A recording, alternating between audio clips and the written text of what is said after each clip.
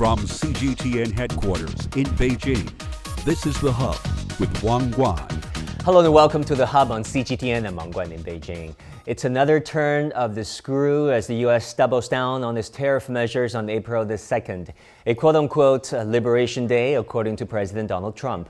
Sweeping tariffs unveiled a minimum 10% tariff on all trading partners, as well as so-called reciprocal actions on dozens of countries. Under Trump's plan, the U.S. will add a new 34% tariff on Chinese goods on top of the 20% tariff that is already imposed on Beijing in recent months. While Trump frames this as a bid for quote-unquote fair trade, the governments and industries from Berlin to Tokyo are bracing for disruption. Will this plan truly make America's wealthy again? What's in Trump's mind this time around? And how will the global economy bear the pressure? To discuss all these and more, we're joined from Salem, Oregon by Liang Yan, a Kremer Chair Professor in Economics in Willamette University and non-resident Senior Fellow at the Boston University Global Development Policy Center. And in Beijing by Rick Dunham, Co-Director of the Global Business Journalism Program at Tsinghua University. And also in our Beijing studio, we have John Gong, Professor of Economics at the University of International Business and Economics. Professor John Gong, so good to see you again. 34% tariff on Chinese goods, 10% on the world, virtually. Okay, let's put aside the fact, the impacts of, and talk about the maths here, the mathematics. How did President Trump come to this 34% the tariff rate in the first place? It's a ridiculous formula. Reportedly, actually, people have already verified this. He is actually using a ratio, the ratio between the surplus with the United States versus the total exports to the United States. And this is a ratio that he thinks reflects the unfairness of trade between the two countries. And he thinks that he interprets this as crazy. This is crazy. We've never seen something like this. Anything like this. Anything like this before. I mean, the competitiveness of a country's products in another market has a lot of factors determining it, and not the least of which probably is the tariff. So I think this formula is I don't know where this come from. I think this is a formula that doesn't meet a economics 101 class criteria. So China is bracing for this already, has been for a number of months for Trump 2.0. Will that lead to more robust and rigorous negotiations between the Chinese side and the American side? Well, I think the Chinese side has been preparing for this for some time. We know that the Trump administration is likely to impose high tariffs on China's exports to the United States. But I think probably we didn't expect is that this kind of a tariff rate increase is going to be across the board, affecting many other countries. This probably is something disruptive that didn't factor into the consideration of many company executives from China. For example, the rate on exports from Vietnam is actually very high. And we know, for example, that... Which is like something like 60%. I think 67%. And they did the math again, using the surplus exactly, divided by the whole export. Yeah, Vietnam doesn't have 67% tariff rates at all, not even close to that. But nevertheless, he's imposing a number like this. I think this is probably out of expectation that it's going to be so much higher on so many other countries, particularly those countries that corporate China has indeed migrated some of their operations into. That's probably some of a surprise, I guess. And about your second part of the question, whether this is going to be, I don't think this is going to be final. I think this reflects his traditional, typical Trump negotiation style. He's going to come up first with an outrageous offer and going to negotiate down from that position. So I think there's still some room for negotiation. So eventually the tariffs, my prediction there is that it's going to come down a little bit. All right, it is as ludicrous as it is, negatively impacting the rest of the world. Professor Liang Yan, let me ask you about this. 10% tariff across the board on all imported goods against the world, basically, regardless of whether it's been a rival or a allied partner. How do you understand this move by Trump? Well, I think it's very clear that Trump believes that on the trade front, the U.S. is a loser. In his mind, he's been talking about, how the U.S. is being ripped off by other countries. He's seeing bilateral trade in a very narrow zero-sum game sense, right? So you and I, we are ripping off the stores are ripping us off, right? Because we're spending money and we're buying things from stores, and therefore we record a deficit with the stores, and therefore we are the losers. I think he's very clear about that. And so in his speech, I think he made it clear that he wants to change the kind of global trade system, the rule-based trade system. He's going to make it into a power play. He's going to, like what John said, using tariff as a leverage and make countries to open up their markets and purchase more from the United States, or make any concessions that he demands, could be non-economic, such as, accepting deportees and things like that. Or in China's case, he wants to have TikTok. So he did very specifically talked about, he can negotiate with China about a TikTok deal.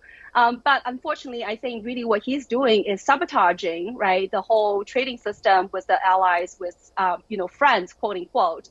And I don't think this is going to be conducive to the U.S. economy as well. We have already seen the stock market, the S&P future and others futures have been going down.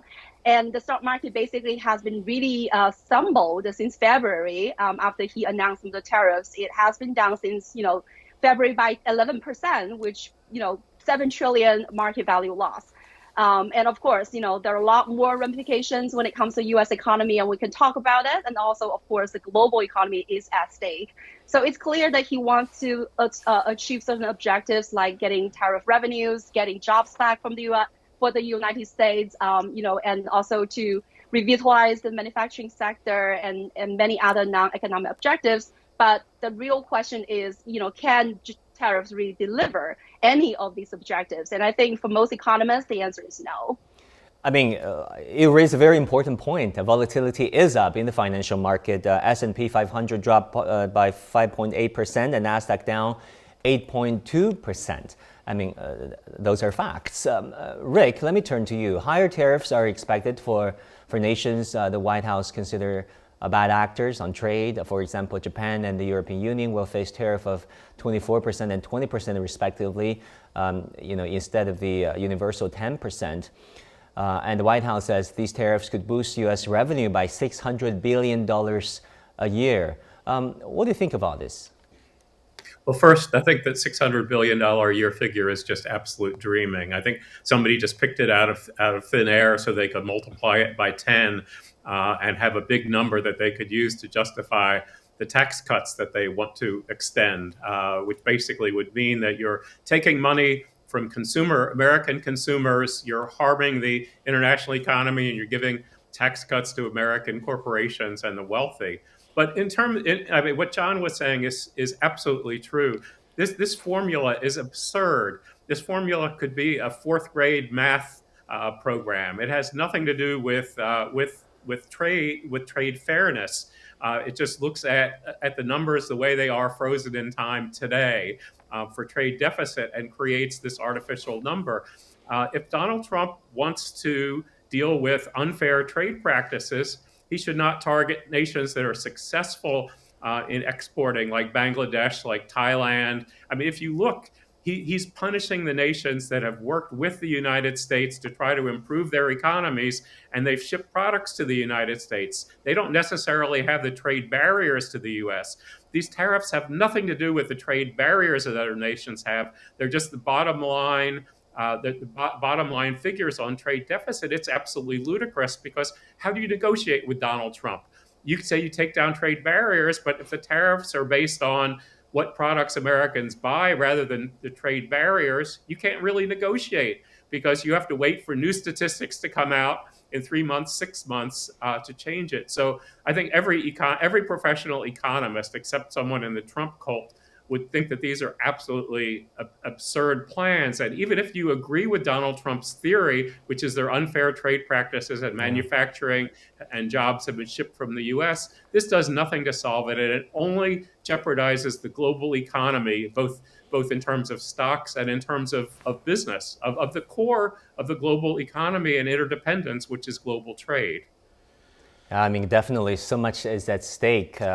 Chief among them, the U.S. reputation as a steady hand, as a champion for multilateralism and globalization. If you think about Bill Clinton back in the 90s, all the way to Barack Obama, who were better champions of global multilateralism, where the Americans benefited hugely in terms of service trade, so on and so forth.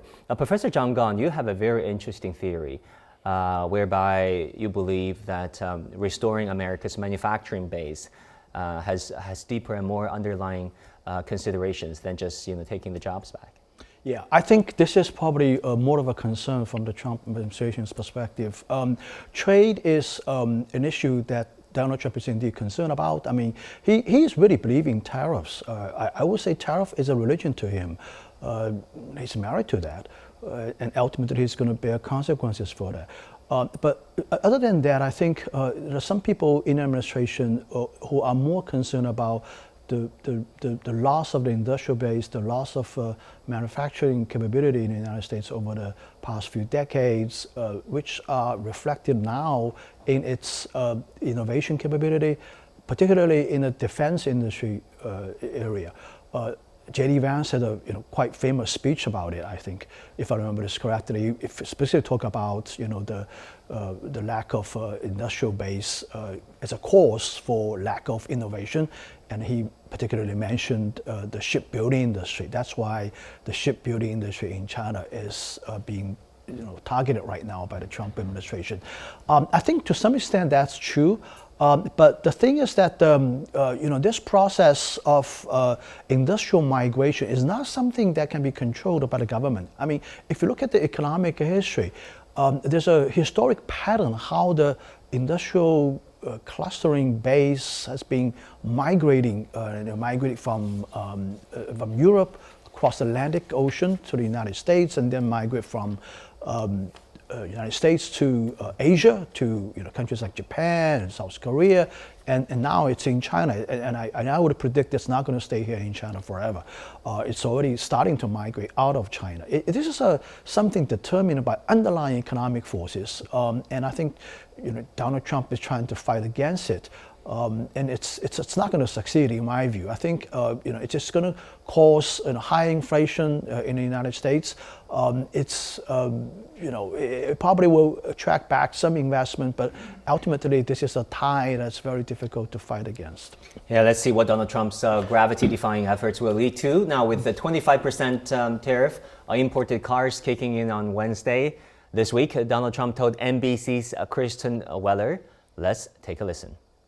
After markets tumbled on Friday and with consumer confidence falling, the president told me he's not backing down on his tariff plans. And what we're going to be doing is a 25% tariff on all cars that are not made in the United States. If they're made in the United States, there's absolutely no tariff.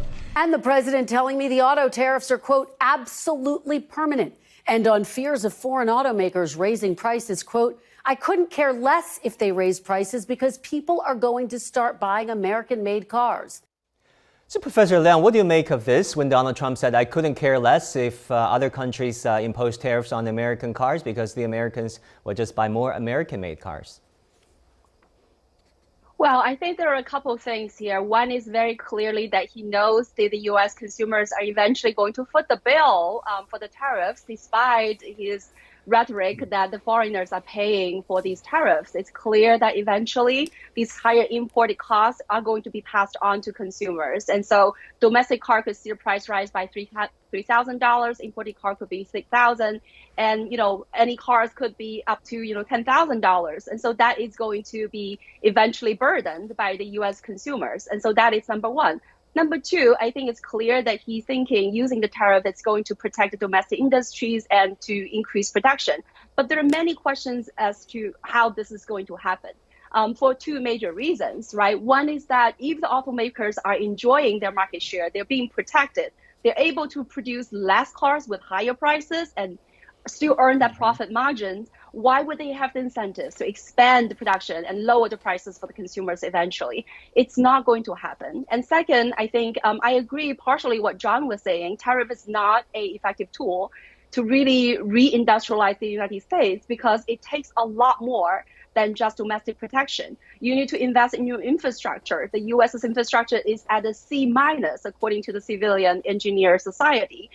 There's not enough trained workers to do the work. There's not enough, cheap, effective energies to support some of these industrial production. Not to mention, companies, they're not really interested in the long-term investments and expand their workforce and so on and so forth. So when you look at the big auto companies, last year they spent $6 billion on stock buybacks. The money could have been spent on retraining the workforce and expand the production. They're not doing that. Look at Boeing, a company that has been struggling. Last 10 years, they spent $68 billion in stock buyback instead of reinvesting in the economy. So again, there's a lot more at stake when it comes to what to bring back, right? The industrial capacity and industrial production in the United States. And last point that I wanted to make very quickly is, again, what John was saying, that the government, the government cannot just bring back the jobs, but they cannot bring back the industrial production. But the government can play some positive role. And I think we see the Chinese government has been playing a very fundamental role in helping, the industrial policies. And I think the United States can do the same thing, except that Trump has rescinded the Inflation Reduction Act and the Science and Chips Act. All of these could have been helpful, right, to revitalize the industrial sector. So I think, again, tariffs is a terrible tool to accomplish those goals. It helped to deflect the attention for the U.S.'s inability to produce, but it's not really going to do the work of revitalizing the industrial sector. Yeah, good points. We're not even touching upon automation. If you ask Joseph Stiglitz or Thomas Friedman, they would both tell you that automation is a bigger job killer than China or Germany or Japan or Bangladesh, for that matter.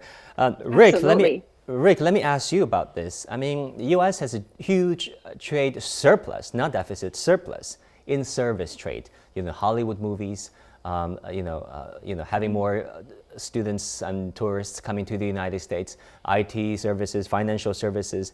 Now, from the year 2000 until right now, about between $4 to $5 trillion of surplus trade has been harvested by the American firms, each year averaging over 23 billion. I mean, in this case, should China or the rest of the world tax American trade surpluses in trade services?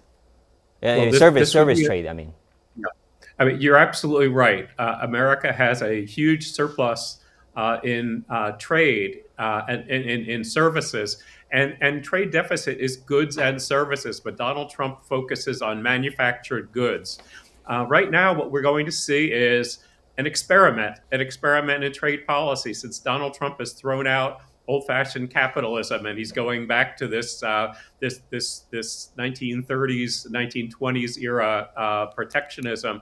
I think the EU's response in particular could be focusing on where America has the surpluses in services, and you mentioned a lot of them. The one you didn't mention is internet services. I mean, the Googles, the power of Meta. The EU has focused on regulating these, but not in terms of taxing or limiting, and that's where they could do a lot of damage to American companies. I'm not sure if you ban Hollywood movies, if that's going to make a difference. But if you really go after some of the areas where the United States has a huge edge, I think that could be harmful. I mean, even tax people who are going to travel to the United States. As you were saying, with the United States having such a surplus in foreign tourists, but it hasn't really been tried. It hasn't been tested. It's outside the norms, but Donald Trump has destroyed the norms of the modern international trading system here. So I think what you're about to see is American companies are going to be up in arms. I mean, the Googles of the world, the Facebooks of the world are going to say, protect us, protect us, protect us from retaliation. But you have everyone else. You have manufacturers who are going to be harmed by the huge tariffs on the raw products that are coming in that they are going to make in America into the final products, as well as multinational companies that have jobs, so many jobs at stake here. I think it's going to be a fascinating time because Donald Trump is going to be under intense pressure from his political base, because they're the people who are going to be hurt the most. People who are middle-income people will be hurt the most. This is a huge tax on them, that raising raising the cost of things that they buy. And it's also going to do a lot of damage to the big companies that have supported him, starting with, I would say, agribusiness, the agricultural industry. So let's see what happens, what kind of political pressures he's under, and if he bends. I think he's stubborn. Yeah. I think he's going to stick with this despite all of these pressures, because he is a believer in what he's talking about. To borrow Donald Trump's own word in his famous Celebrity Apprentice, where he's a fantastic MC and host, he says, "Old habits die hard, and people never change." And in this case, I guess the same applies to himself, to the president.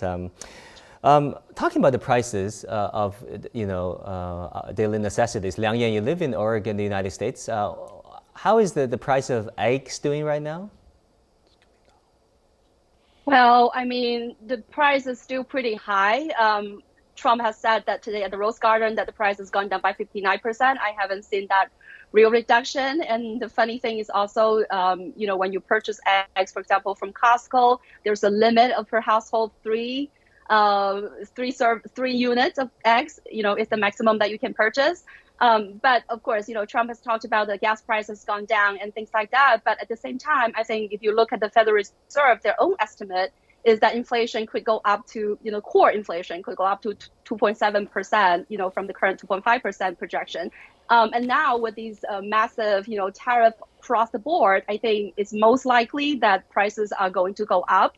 Especially countries like Mexico and Canada, right? They're not immune. They're going to be taxed at 10%. And then you have steel and aluminum, and then you have automobiles and things like that. So it's very likely, I think I agree with the previous speaker, that the middle income families would see immediately, right, that the grocery price is going to go up.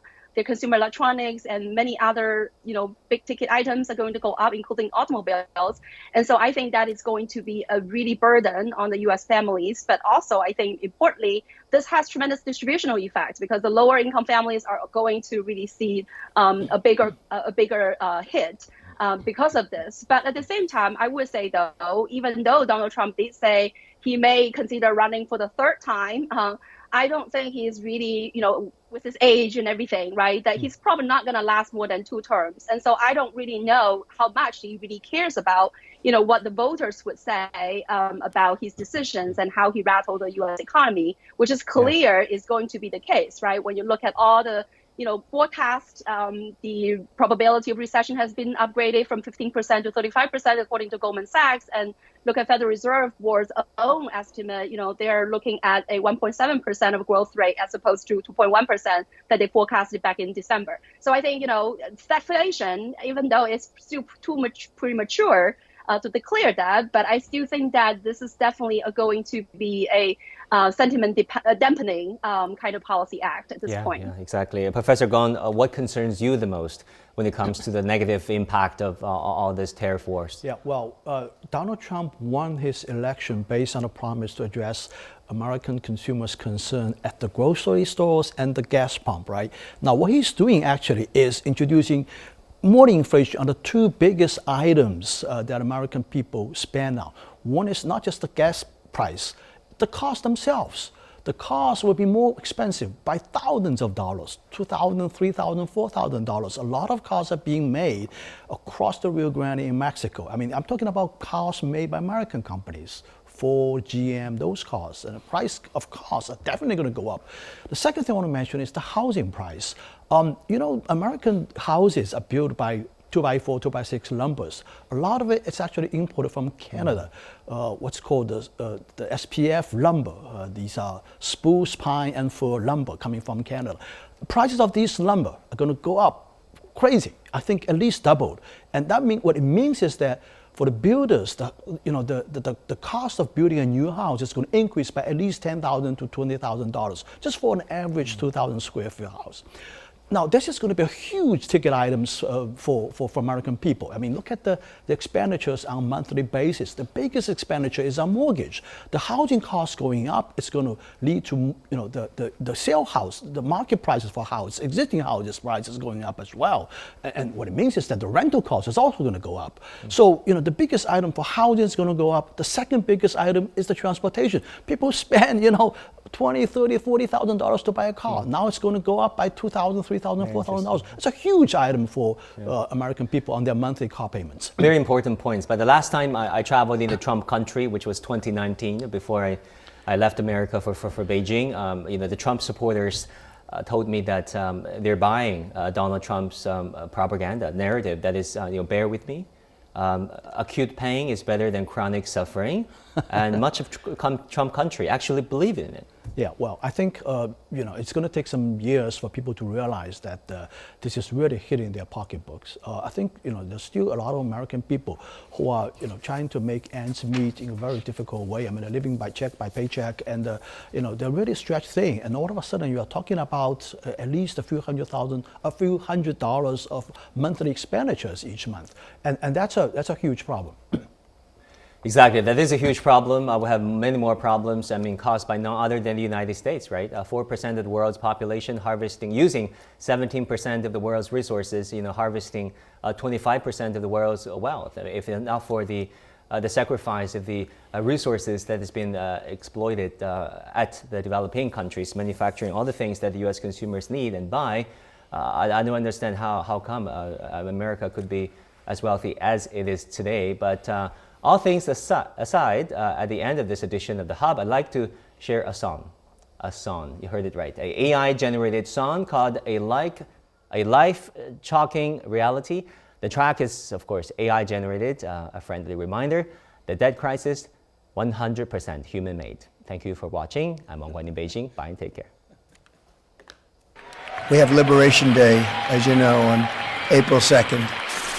From this moment on, America's decline is over.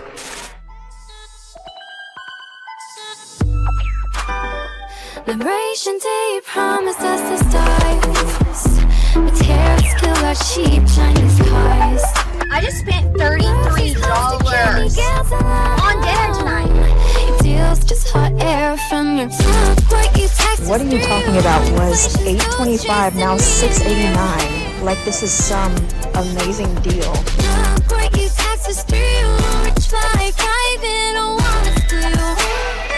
Higher food prices. Are you getting sick and tired of rising food? Food prices are again going up, especially for eggs and meat.